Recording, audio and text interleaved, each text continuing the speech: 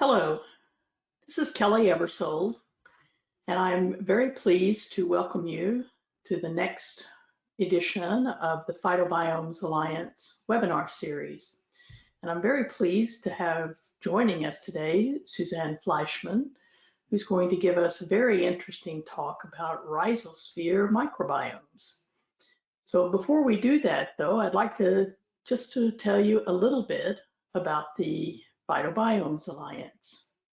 We are an international alliance focused on all phytobiomes research. We're a nonprofit consortium of industry, academia, and governmental scientists. And we have a number of sponsors that make possible our efforts to coordinate research globally, and of course, to have webinars that bring science, the latest and greatest science, to the broad global community. Many of you may think that a phytobiome is simply a plant microbiome, but it's not. It's really a way of looking at the complex systems of plant-based agriculture. It's the idea of a plant in a specific biome, thus the term phytobiome. But it's also all of the interacting components that impact that particular biome. So it's climate, all the geophysical, climate, weather, soil, as well as the biological microbiomes, and of course, management practices. So our vision is that by 2050, all farmers will have the ability to use predictive and prescriptive analytics based on geophysical and biological conditions for determining the best combination of crops, management practices, and inputs for a specific field in a given year.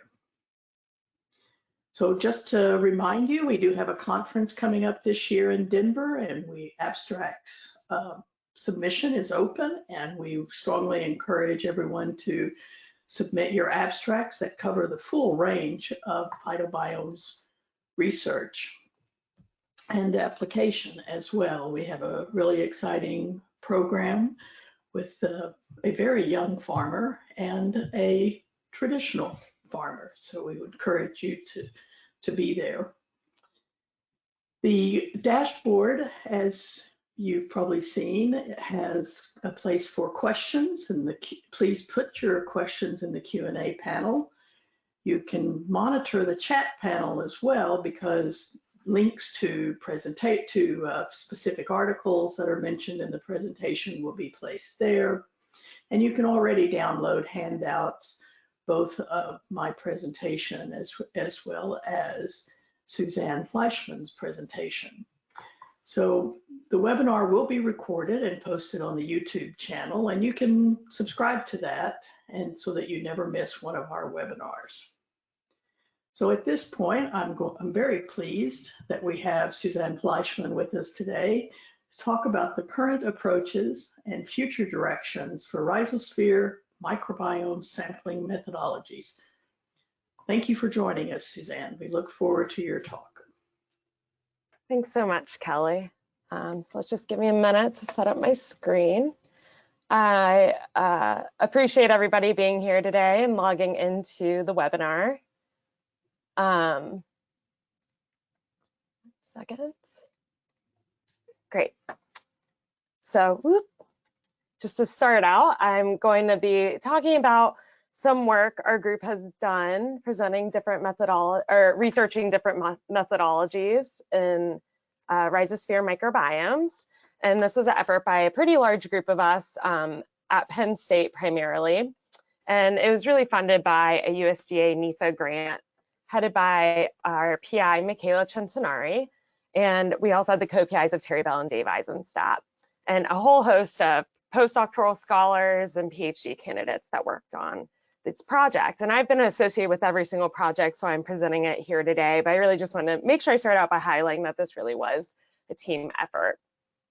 And, you know, we're all here because we're interested in phytobiomes, so I don't really need to belabor all of us with, you know, why phytobiomes are important and how many plant functions are mediated by microbes.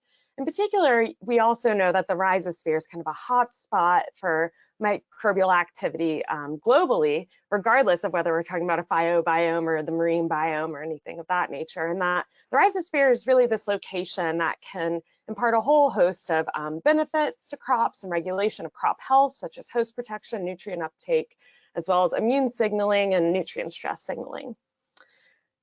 And our group, I kind of spearheaded a review of publications, super simple, systematic review where we just put into Web of Science Rhizosphere microbiome to look at the methodologies that people are using to examine rhizosphere microbiomes. And as you can see, and probably none of us are surprised, the number of publications that are using rhizosphere microbiomes as in their terminology has gone up exponentially since 2011. And this is in part probably because of popularization of kind of the terminology around microbiomes, but also because there's been a huge flush in research interest into this really unique microbial environment. And that can lead us to kind of wonder, well, what exactly is the rhizosphere? I put one definition up here, but definitions can kind of vary, but most do sort of say it's the soil zone around roots that are directly influenced by the root.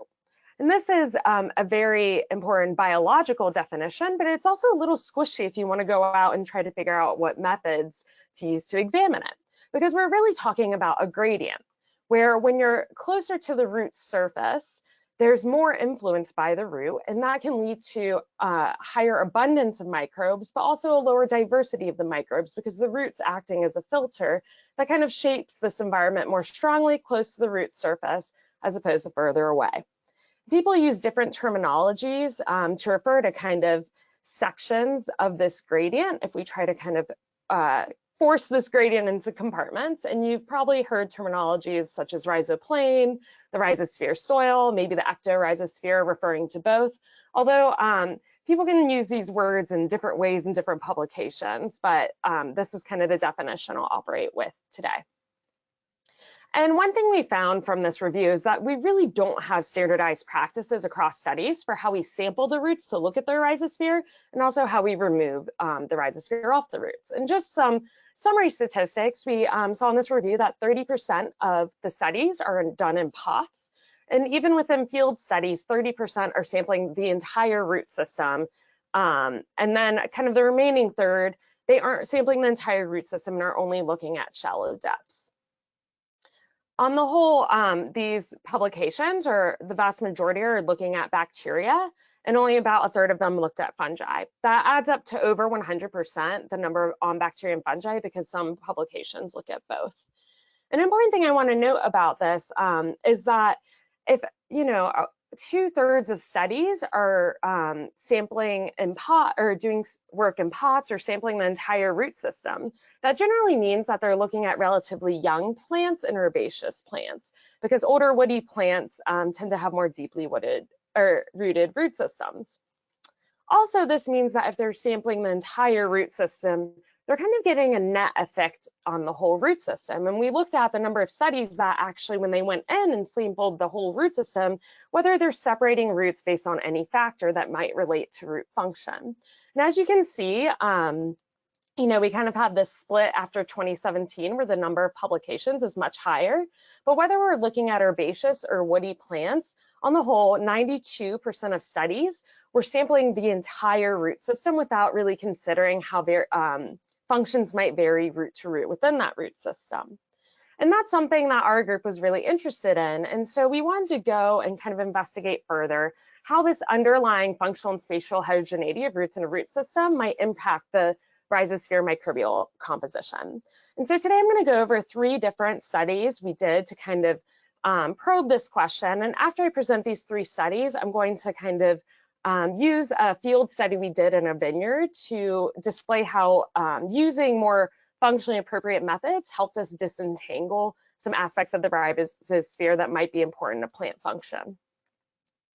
And so even just looking at this section of a root system, we can really see just how heterogeneous this environment can be. This is a portion of a grapevine root system. A lot of the work I'm presenting today is in grapevine root systems, and all of it's on perennial plants, woody perennial plants. There are a lot of parallels to what I'll talk about today in herbaceous plants.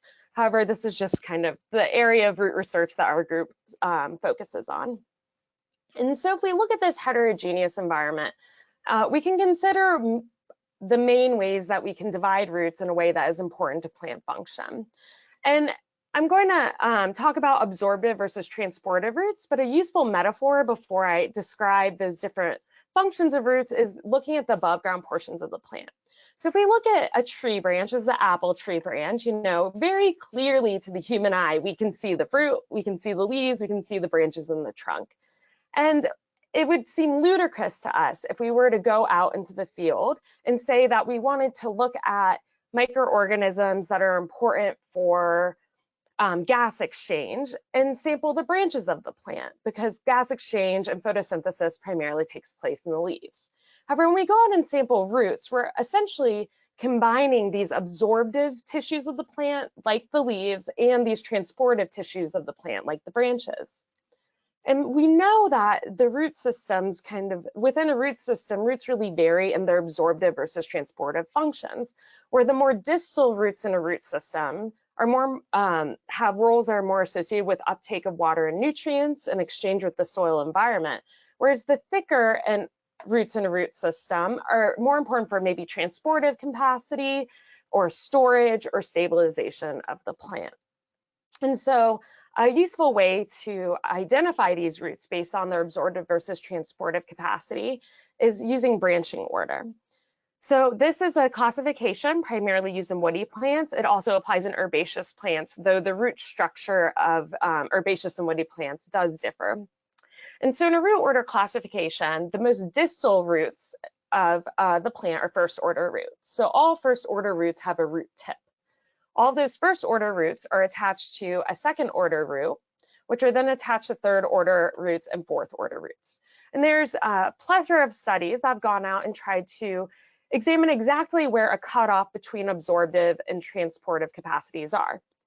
And we know that in first order roots, we tend to have all these absorptive capacities with higher nutrient uptake, higher mycorrhizal colonization, higher respiration rates, essentially signaling higher activity and exchange with the soil environment.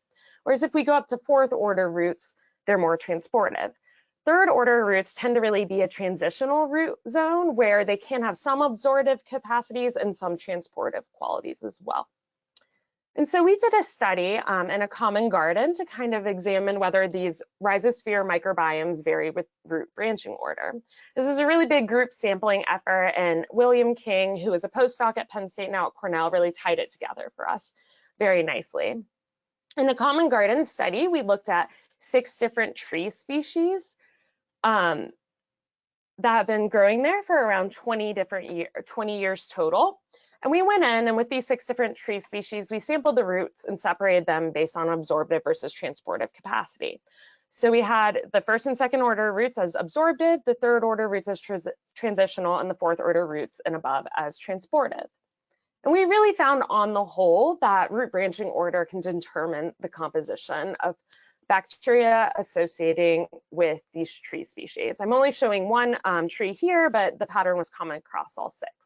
This is a cat plot, and in it we can see pretty clearly that the composition of, this is a tulip poplar, is pretty distinct for the first and second order or absorptive roots compared to the soil here in purple, the transportive roots in blue, and then the third order roots, which we know have transitional kind of function between absorptive and transportive roots, are clearly sandwiched between the absorptive and transportive capacities.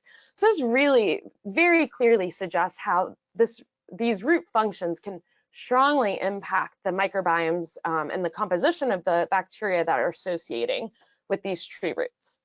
And while this is important for composition is important for understanding microbial function, it doesn't necessarily always give us an idea of the abundance of microbes on different roots. We saw a pretty clear pattern there as well, where with first and second or absorptive roots, we have higher microbial counts on those absorptive roots than we do on the transitional roots or the transportive roots. And this pattern did vary a little bit between tree species, but on the whole, we did find that absorptive roots tend to have higher abundance and distinct microbiomes from the rest of the roots in the root system, which is an important thing to consider in our microbial studies, and I'll discuss that further in a conclusion slide. And so, you know, after kind of recognizing that roots differ based on absorptive versus transportive function, our group, because we have many woody root experts, will then wondered, well, we also know that absorptive roots within that category differ in their developmental stage, and that can also shift root function. You can see in this image here that there's a clear white root and a brown root. And we know that as roots age and they increase in age, roots age, they shift from a white color to a darker color. And when roots are new, they're these white color, and a lot of plants, including woody plants, tend to have one peak or a few peaks in root production over the growing season.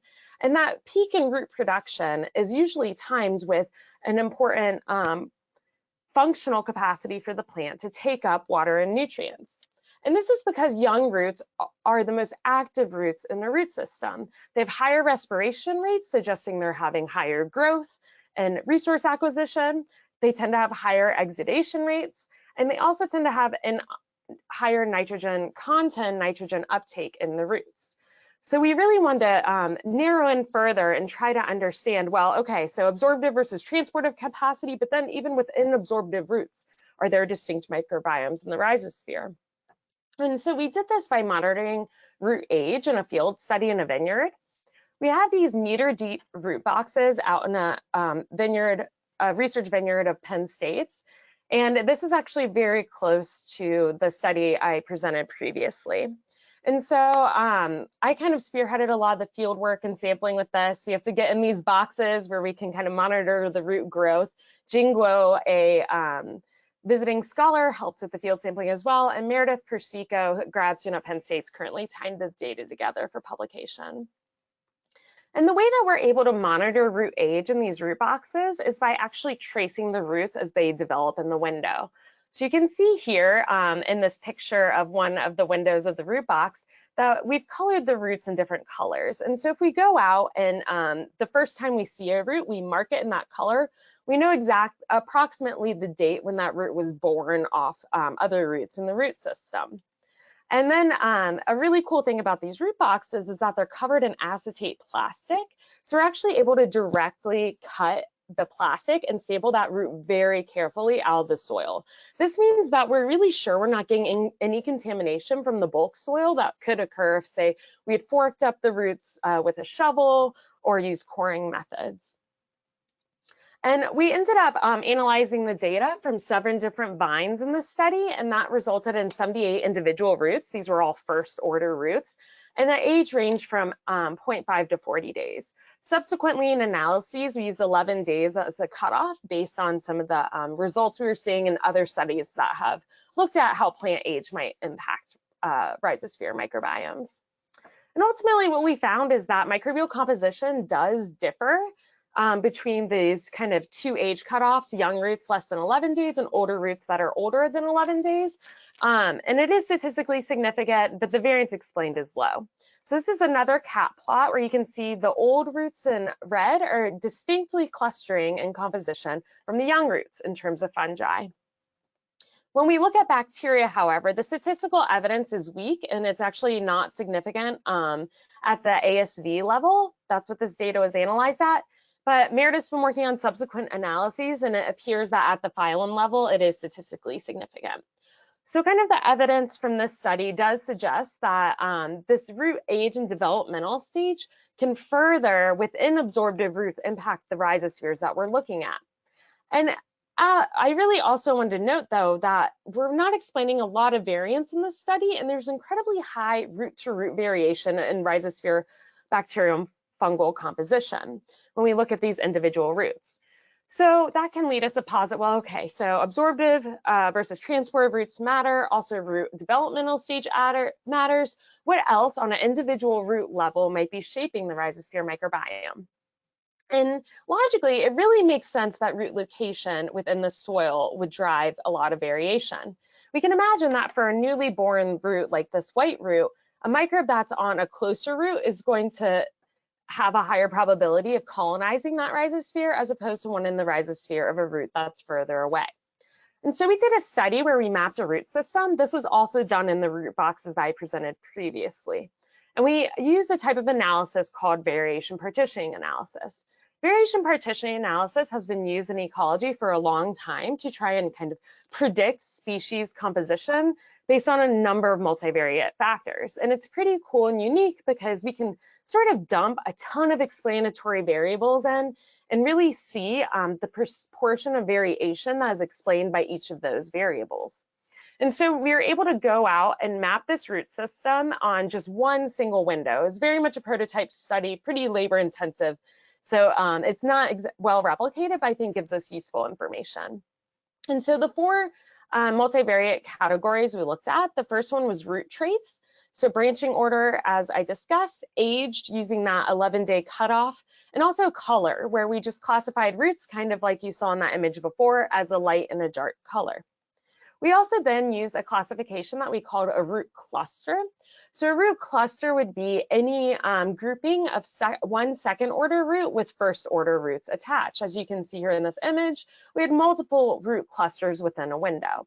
The reason we did that is there's some research that suggests that roots kind of have modular capacities, and that an individual root cluster will have similar identities that are distinct from another root cluster in terms of absorptive capacities. We also looked at the linear spatial trends in the window. So a linear spatial trend would be, for example, depth on the y-axis and a horizontal axis, which would be the x-axis. So that's just really using x and y coordinates as variables. And then finally, I'm not going to go into much detail describing this category, but I call it local groupings.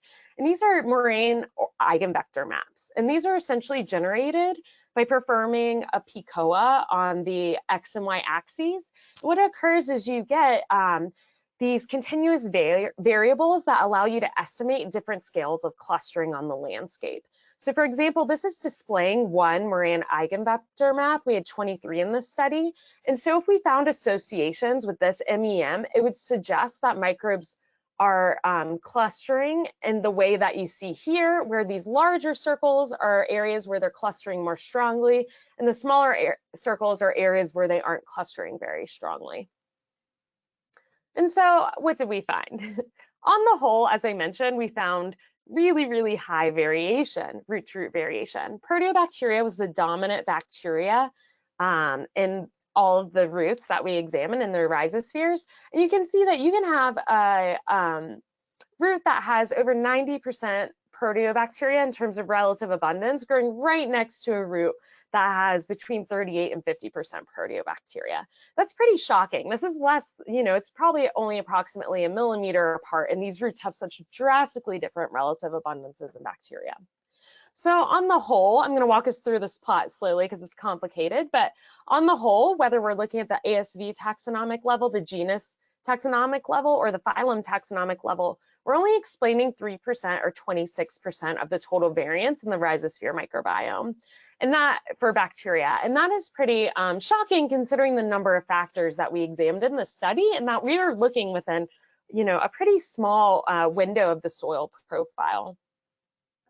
But if we examine kind of within that variance that we explained, the variance explained by the factor categories, we can see some patterns that start to develop. So in this plot, we're looking at the proportion of the total variance that's explained. Root traits are in blue, the root cluster in gray, local groupings in yellow, and the linear spatial trend in orange. We can see pretty clearly that across the board, regardless of the taxonomic level, root cluster explained more variation than any other factor category. This was also true for fungi in this study. And this root cluster category kind of probably has a little dose of both spatial explanatory variables, because root clusters are inherently like spatially structured, but also probably some underlying functional reasons that those roots are growing in that exact location. We also see some interesting trends with when we increase taxonomic level, where we tend to have less of a linear spatial trend. So that would mean less of potentially, depth as an explanatory variable or the horizontal axis on the soil surface. We tend to see increases in the amount of variation explained by local groupings. Furthermore, we also see that as we increase taxonomic level, the amount of variation explained by root traits decreases substantially. Because on the whole, we're explaining more total variance at the phylum taxonomic level, we kind of posit that we're able to, the phylum taxonomic level might be on the whole where bacteria at least are shifting within this rhizosphere. And I'll explain that further in the future too, how across all these studies, when we're looking at this really fine scale variation and rhizospheres, we explain a lot more variation if we detect more statistically significant differences at the phylum taxonomic level than the ASV taxonomic level. Anyways, on the whole, this study really suggested to us that root traits explain less variation than any of these spatially structured factors on the root surface. I do want to remind all of us, this was a centimeter scale study. And so if we were to do this study and say map a root system across meters, the pattern may be very different. And so I hope from these 3 studies, some things that we can take away is that branching order, developmental stage, and spatial location and roots are all important for drivers of rhizosphere microbial composition. Yet, on the whole, we were really explaining very low levels of variability. That also, though, is not uncommon in rhizosphere studies. A lot of studies of rhizospheres do not explain more than, say, 10% of the composition of the rhizosphere based on any factor that they examine. And so we can really start to wonder, well, what if all these underlying factors within a root system can drive microbiome composition? What are the consequences of the pooled sampling that I mentioned earlier? And I think it really helps us to think through what the consequences may be if we consider the scale at which each of these processes are taking place. So we know kind of on average a bacterium is about 1 micrometer in diameter. In comparison, a fungus is about 100 micrometer squared larger. A root system in comparison is 12 orders of magnitude larger than a bacterium. That's a pretty substantial difference. And I don't have the plot here, but I've tried to map it out before. And that's kind of like the difference between the whole US and a meter square, or sorry, 1 mile squared, which is a pretty substantial difference. We're talking about maybe like the downtown of a small city versus the whole US when you consider a bacterium versus the whole root system. That means that when we look at individual roots, we're actually talking about 8 orders magnitude larger than a bacterium for 1 absorptive root. A transportive root, these larger roots are even larger. And then this neighboring root distance may be between 3 orders of magnitude or 5 orders of magnitude larger. So you can imagine, I know I just threw a lot of numbers at you, but you can imagine if you're pulling this entire root system, you're really mixing all of these microbes together, regardless of the root function. And a single transportive root is going to be much larger than 1 absorptive root. But if you're interested in absorptive root functions, such as nutrient uptake, you're really clouding what microbes might be interacting with those absorptive functions with all of the microbes that might be more associated with transportive roots. And another useful way to think about this is by thinking about the prevalence of an individual microbe across samples in a study. And so I'm gonna first walk us through a prevalence plot so we all understand what they look at, and then kind of use a hypothetical prevalence plot to talk about what pooling may do. And so this is just a prevalence plot I pulled from one of my studies. We're looking at bacteria or 16S, the ASVs, for all the samples in the study. Each of these dots represents a single taxa. So on the x-axis, we're looking at the total abundance across the entire study, all the samples in the study of that single taxa. And on the y-axis, we're looking at the prevalence, or the proportion of samples in the study that taxa occurred in. And so the way we can use these plots and the way some people use them in studies is that we might consider a core microbe, one that is in high abundance in our samples and in a lot of the samples. Whereas a rare taxa is not present in many of the samples and it's in a low abundance in the ones that it does occur in. And so if we consider, having these sort of functionally explicit samples versus these whole root system sampling, we're really increasing within sample heterogeneity as we do this pooled sampling of all the roots in a root system.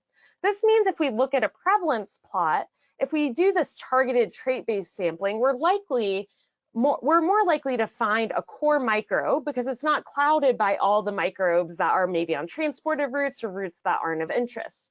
Whereas if we do a pooled sampling, this particular microbe of interest would shift down in this plot, and it may not be as easily identifiable in our methods by which we approach it.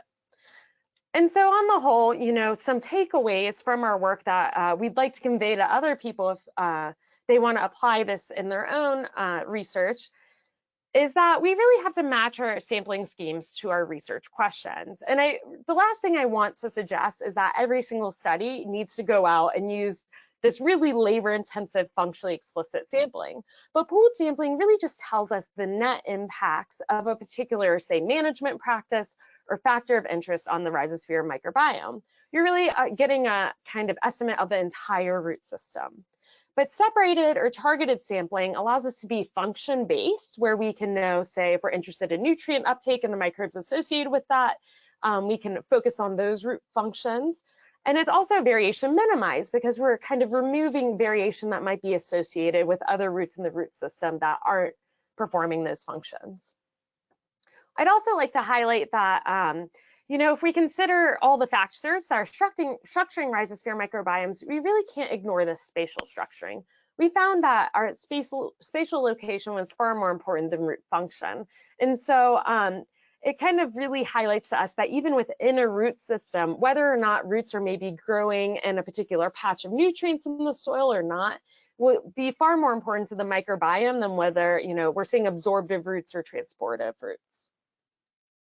And so kind of that wraps up kind of our specifically methodological research, and now I want to transition into how we kind of applied some of these lessons learned to a study that I completed in a vineyard. And so this, excuse me, backtracking, starting out, just showing you a beautiful vineyard. This is not a vineyard in Pennsylvania. This is one out in California. They're a lot prettier than what we have in the humid climates of Pennsylvania, bigger peaks in the background. I'll just explain that, you know, standard management in vineyards in a lot of locations is growing the grapes in monoculture. So you can see here, we only have these like beautiful vines and no other plants are growing alongside these grapevines. It's kept in completely weed free. And a common practice is to use herbicide or tillage to prevent competition between weeds and the grapevines. But there's been an increased research interest in how we can apply cover crops, or I refer to them as ground covers in the vineyards, for a whole host of benefits to the vineyard, including a lot of ecological or environmental benefits. However, growers don't widely do this because, as you can imagine, if this ground cover competes substantially with the grapevine, it can decrease growth and yield. And so we've done a little bit of research, though, on how these grapevine root systems may shift in response to ground covers. And we're particularly interested in kind of understanding better how the microbiome might shift in response, because a really common challenge for grapevine growers is pathogen pressures, in particular early vine decline due to infection within the roots of some really rough fungi that can impact root function and plant health on the whole. And we know a little bit about how grapevine root systems may respond to this ground cover competition. The ground covers, if we examine the right side of this plot, are incredibly competitive compared to the grapevine root system. Ground covers have this like really densely, shallowly rooted root system that is really good at nutrient uptake, occupying soil space, things of that nature, and compared to the grapevine root system. And so in response to this ground cover competition at a shallow depth, grapevine root systems actually shift deeper into the soil profile. On the whole, grapevine root systems are some of the most deeply rooted crops in the world. They are regularly found up to 1 meter in depth, have been documented up to 6 meters in depth. So they're really able to explore the soil space and kind of say, you know, I'm not even gonna mess with trying to outcompete you for water and nutrients, grass. I'm just gonna go deep in the soil profile. And so, as you can imagine, if we want to understand how the rhizosphere microbiome is responding on grapevine roots in response to ground cover, we can't sample the roots in a way that would mask kind of this really unique response across depth. And these grapevine roots on the whole are experiencing a lot of spatial heterogeneity across depth. The deep soil, it has higher soil moisture, lower nutrient availability, lower carbon content, and on the whole, lower biomass and diversity.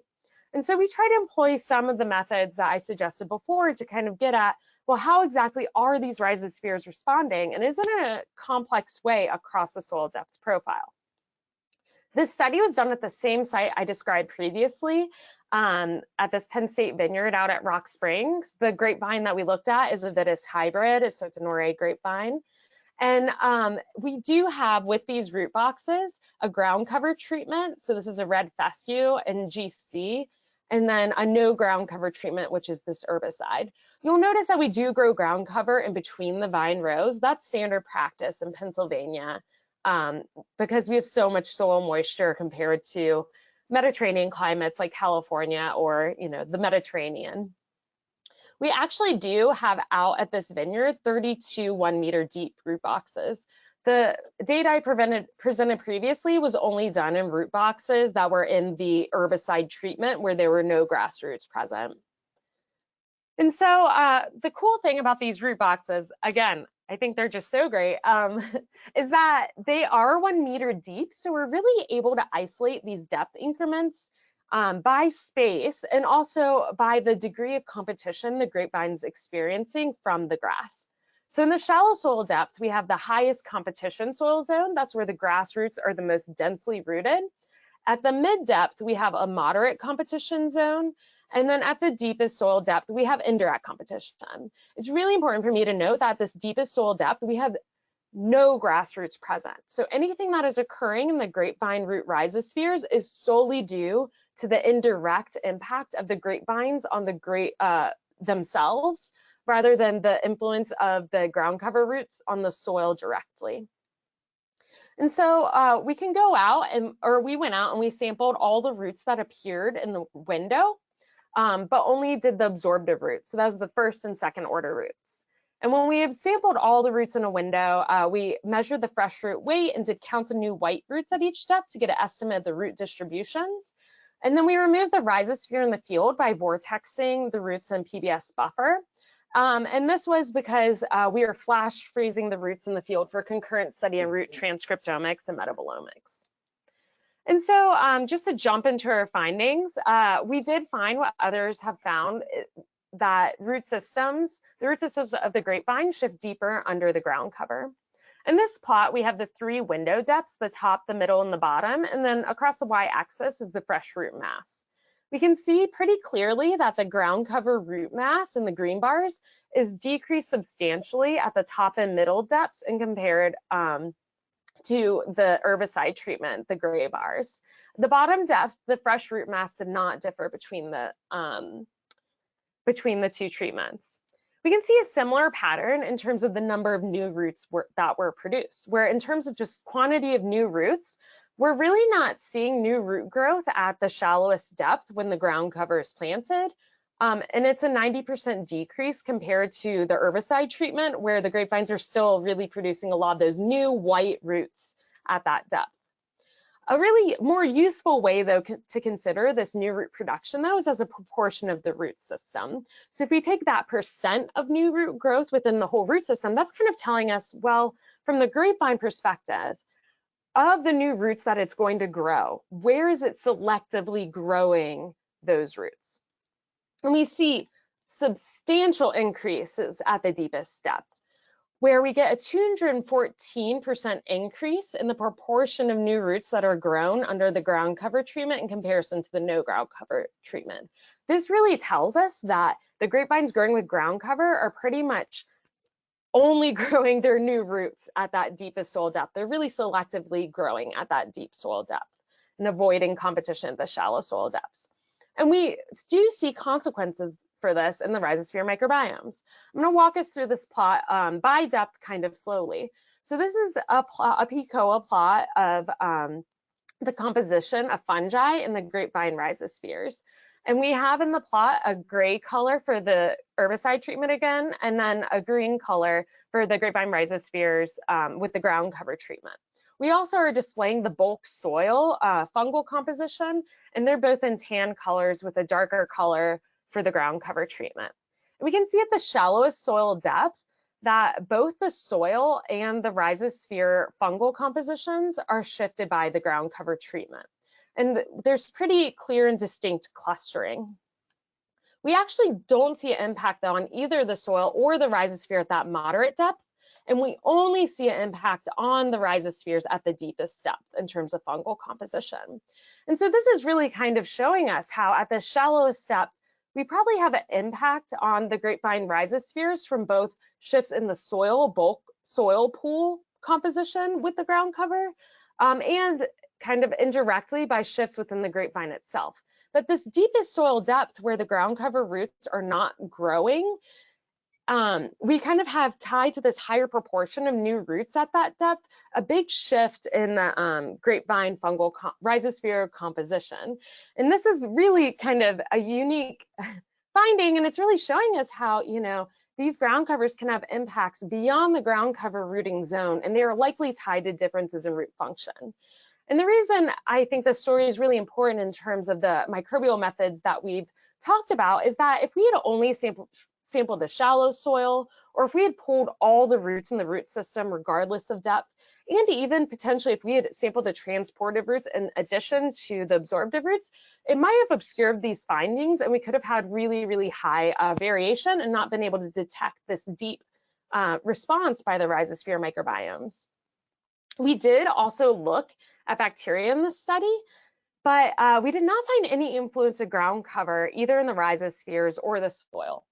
And this is kind of surprising because something I didn't mention is that we did this study in 2 years, but because of that aspect of us wanting to look at metabolomics and transcriptomics, we actually sampled the roots a little bit differently and removed the rhizosphere in a different way than in the first year. In the second year, which I'm presenting here, instead of the first year. And so if we backtrack to the first year, which was 2019, we actually did see differences in bacterial rhizosphere composition at the deepest, well, across all depths here, I'm just showing the deepest soil depth, where we saw some distinct clustering between the ground cover treatment and the no ground cover treatment in terms of rhizosphere bacteria. And, you know, something that we can't really conclude because so much was different between the 2 years of this study, but we do really wonder about is whether the way that we removed the rhizosphere soil had consequences for our findings. And we can really think about how different methods of removing the rhizosphere can impact which microbes we're able to capture. As I mentioned at the beginning, you know, the microbes in the rhizosphere really do exist in a gradient, but we tend to talk about them and sample them in these different compartments, such as the rhizoplane, the rhizosphere soil, and the ectorhizosphere. And there has been some work done on how different methods of removing the rhizosphere can impact the degree that you're removing microbes.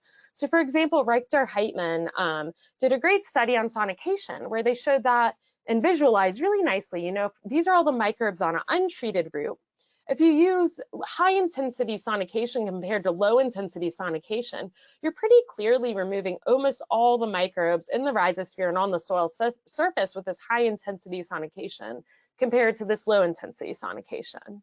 And so despite kind of having some evidence from research and anecdotal evidence that I just gave you that different methods of removing the rhizosphere have consequences for which microbes you remove and the degree kind of distance from the root that you're removing, studies use incredibly varied methods to remove the rhizosphere. So this is kind of circling all the way back to the beginning to a review of methods used in rhizosphere microbiome studies. And you can see that in this kind of percent plot, we have the wet methods in blue, the dry methods in orange, unknown and other. And we have a pretty even split between wet methods of removal and dry methods of removal. And we can kind of imagine that a dry shake, so a dry shake is literally someone just forks up or dumps out a pot and they shake the roots as vigorously as possible and consider anything that falls off the rhizosphere soil. That's going to differ drastically from a sonication at a vigorous rate, like I showed in that former image, where you're really removing all of the microbes almost on the entire root surface. And so that will really make our studies incomparable if some people are removing this really distant portion of the rhizosphere from the root versus all the way up to the root surface, which we can presume the root has a higher influence on that region. I also want to point out something that was kind of surprising to me as I was going through these papers and calling other methods. We actually had 17% of papers that didn't even report how they removed the rhizosphere. They just made a statement such as, we removed the rhizosphere. So that really will preclude our studies from being comparable to one another. And so, you know, if we want to kind of add on to my earlier recommendations on how we can improve rhizosphere methodologies, some future directions we can move as researchers together are to really recognize that to have reproducible study results, we have to have reproducible rhizosphere removal methods. It's going to be very difficult for us to compare, you know, microbiomes on the whole if we're using drastically different methods, and in particular if we're not reporting the methods that we use. We also can try to move towards standardized language and methods for removing portions of the rhizosphere. Our group does not feel that there's the sufficient research at this time to necessarily recommend specific definitions of the rhizosphere or methods for removing the rhizosphere. We need many more large-scale studies to be able to make recommendations around that. But if we can start to move in that direction and use standardized language, it will really help us kind of move forward in talking about the exact same thing. And so with that, I just wanted to acknowledge again all the PIs that are involved in this research, the different labs, as well as this was all field-based research. And so there are a whole host of the horticulture farm staff, as well as technicians that helped out, undergraduates, and our other funding sources that were involved. This is my email if you'd like to reach out to me with specific questions. A lot of the work here is in prep or currently submitted. And so the best way to kind of, if you want to get more information about methods we use, email me directly, or you could keep up to date on the publications on the Centenary Lab Squarespace. And then the one publication we have put out is posted here, and I believe Isabel will send it out as well. And so with that, I'd be happy to take any questions that you all have and kind of hopefully have a useful conversation about rhizosphere microbiome sampling methods. Thank you. Thank you very much, Suzanne. We do, just to remind everybody, please put your questions in the Q&A panel and we'll try to get to as many of them as possible. Fascinating study, and I don't know a lot about grapevine roots, so I learned a lot in this in your presentation. All right, so our first question is, can it be said that plants with a greater diversity of microorganisms in their roots have a better absorption of nutrients? Wow, a better with greater diversity. I think that that's something people have hypothesized, and it's likely that it's less important whether there's higher diversity per se than what the functional, those functions of those microbes are. And so I think one of the reasons people posit that higher diversity, kind of the mechanism that might occur, is that if you have a higher diversity, you may have a higher potential or probability of having microbes that assist with absorption or assist with kind of interconnectedness of the microbe.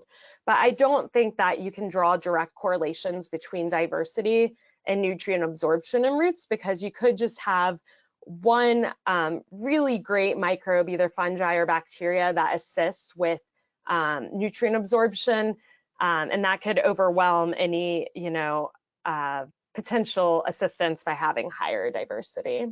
But again, I'm not expert in that, and I wouldn't say I'm well enough versed in the literature to say for sure.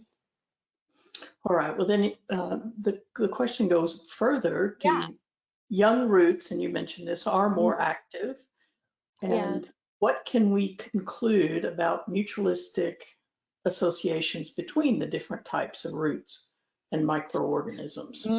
Yeah, so there really aren't many studies that have looked at microorganisms and root age. And as I mentioned, our results were really variable. I think that's in part because as I mentioned, rhizosphere's root-to-root variability is just so high, and we are trying different bioinformatic approaches to reduce that variability from the data we have. There has been a few pretty clear studies, particularly about arbuscular mycorrhizal fungi, where young roots and absorptive roots, as I mentioned, have much higher arbuscular mycorrhizal fungi associations than older roots. And so, and also they're longer lived. So there's kind of preliminary evidence or building evidence that when roots are young, and in particular if they are long lived, so if they are that white color and really active for a long period of time, they have more associations with arbuscular mycorrhizal fungi and beneficial biota, whereas roots that die more quickly have higher pathogen presence.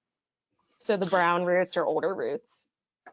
Yeah, the whole concept of the young roots actually having increased nitrogen uptake is, I think, very fascinating given the push in the plant world to create plants that have greater uptake of nitrogen. So Exactly. it'd Yeah. be very interesting, in fact, to look at the correlations in the young roots and the microbes that are interacting with them, particularly the AMF microbes. Absolutely. And one thing I would like to add as well is even if we do see differences on a root level, they don't always scale to the root system. So while a lot of what I, presented today was on an individual root level, and we can consider higher nitrogen uptake on a root level, at the whole root system level, they may or may not make an impact for the plant, if that makes sense. So Yeah. Mm-hmm. So how, given everything that you've done and the studies you've looked at, how do you think it could be possible to standardize rhizosphere removal under different soil samples? Yeah, it's difficult. Or soil And textures, I should say. Yeah. I'm sorry? Soil textures, different soil And textures. soil textures, yeah, because soil texture would matter as well. And on the whole, I think we just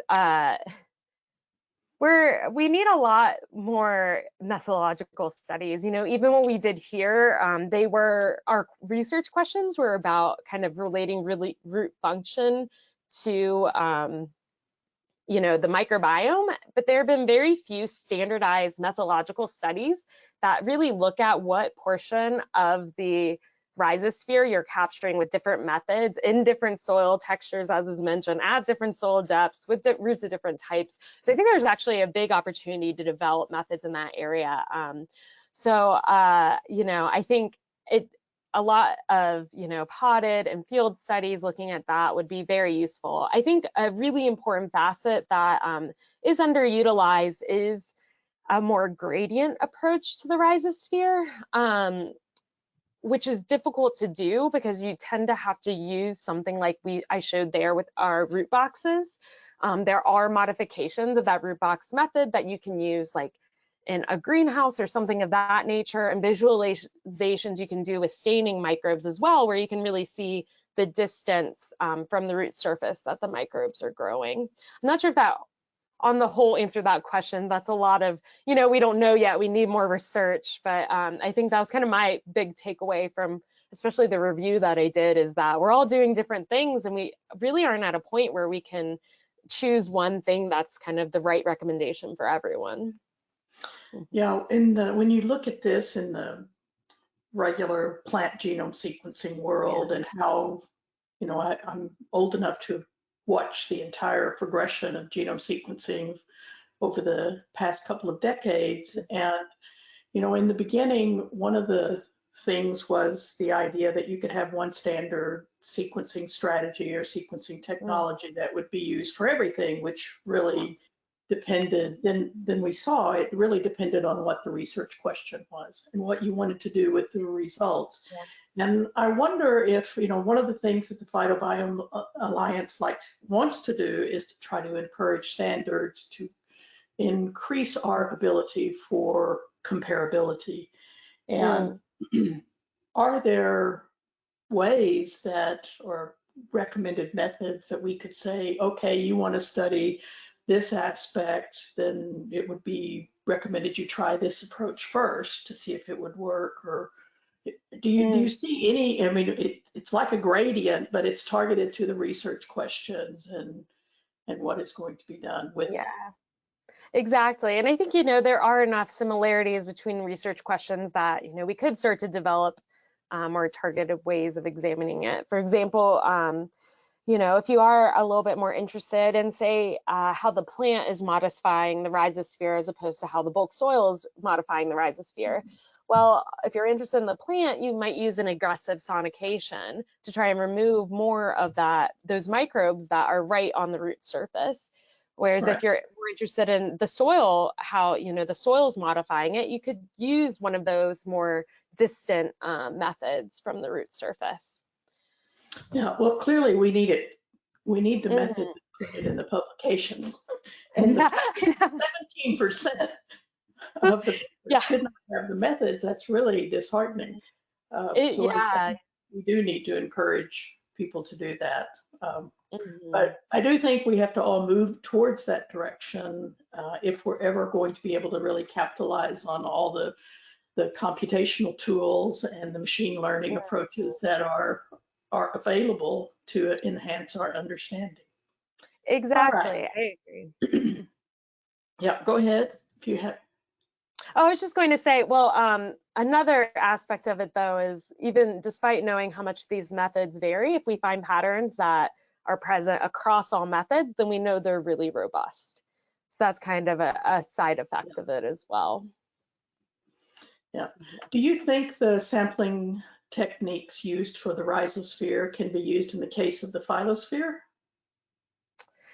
People do, or at least, things like vortexing and sonication, to my knowledge. I honestly do not work in the phytosphere very much, and I've been working on my PhD, so as you can imagine, I've been very focused on the rhizosphere and too much detail almost, so I can't fully answer that question, I don't think. All right. How do you suggest that we try to identify the desired microorganisms, or specifically the bacteria, from mixed samples of soil from a rice microbiome? It's a different root system, of course, than grapevines. Yeah. So the question was, how do you identify the The microorganisms or bacteria that are, I'm sorry, that are the most from, important or that from, are from mixed samples of soil from the rice microbiome? examples of soil? I'm not quite sure I quite understand I think it's the just a question. question about how to do the identification of it. Yeah, and approaching the rice microbiome. There's a lot of work on rice microbiomes, and actually, if whoever asked that question, they might be aware of the papers. I'd be happy to send them. But some of the reason we did the age cutoff with at 11 days is there's a paper on rice microbiomes that it wasn't looking at root age, but it did look at the plant age. And at 11 days, there is a substantial difference actually in the rhizosphere microbiome of rice plants. And yeah, so rice, it is, because it's not a perennial and the roots are denser, there might not be quite as much spatial or structural complexity. But with any root sample, the importance of that kind of modularity or the cluster of roots is very important. So if you're wanting to get a whole swath of the roots, if you're not able to do the whole entire root system, making sure you spatially sample kind of at random from the root system is pretty important. So that would mean don't take, two little like samples from more or less the same place in the soil by the plant. You'd want to get, random locations around the plant to access the roots. I hope that answered the question adequately. But again, if you email me, I'd be happy to send more information. So we have time for one more question. How could periodic fire or grazing affect these root depth changes as nutrients are cycled with ground cover growth or regrowth? Could roots actually benefit from these dynamic processes? From fire and grazing, I think they're referring specifically to the ground cover study, and it's definitely possible.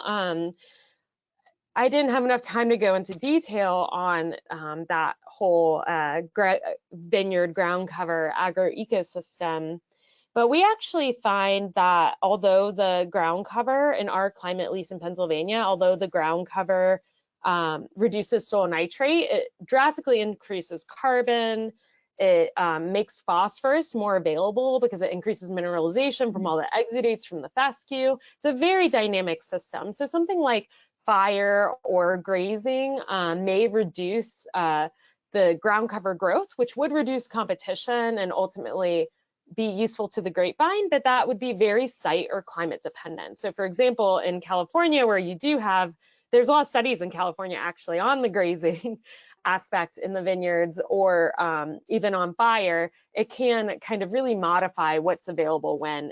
And to my knowledge, though, I don't know if anyone's really looked at the root responses with that added layer in there. Very interesting. Yeah. Well, unfortunately, that's all we have time for today. But I believe that Suzanne will try to answer as many of the questions as possible in writing. And we also tend to post the questions and responses on the on both the Phytobiomes Alliance website and on the on our YouTube channel. So again, Suzanne, thank you very much for being with us today and discussing what is, an extremely relevant and interesting topic for food security and for our understanding and building a foundation for the future. So we hope we'll see you all in Denver in September, and encourage you to send in your abstracts and help us develop standards that everyone could somewhat agree to over the next few years. Thanks again for joining us. Bye-bye.